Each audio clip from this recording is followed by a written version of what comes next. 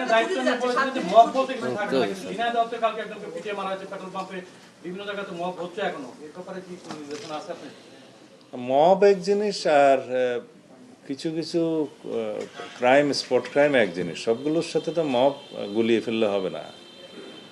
আমরা দেখলাম নরসিংদীতে একটা মেয়েকে ধর্ষণের পরে হত্যা করা হয়েছে, পরে তদন্তে দেখা গেল তার সাথে তার নিজের সৎ বাবা জড়িত।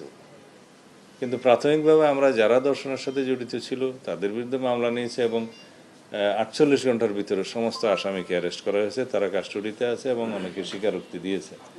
এইভাবে আরও দুই একটা ঘটনার কথা আমরা জানি, চট্টগ্রামের ঘটনা জানি, আমরা অ্যাড্রেস করছি। সমস্ত বিষয়গুলোকে মবের সাথে তুলনা করলে হবে না, কিছু কিছু বিচ্ছিন্ন ঘটনা আছে। এখন আমরা অবশ্যই মবের বিষয়ে সিরিয়াস এবং মব কালচার বাংলাদেশে বিলুপ্ত হবে।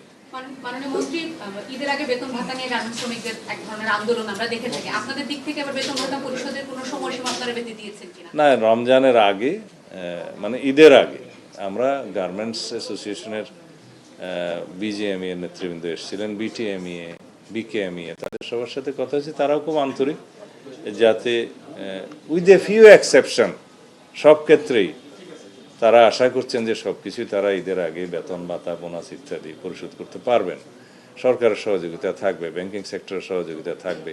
তারপরেও যদি দুই একটা গার্মেন্টসের সেরকম সমস্যা থাকে, আমরা বলেছি আগের থেকে আপনারা সেগুলো অ্যাড্রেস করবেন।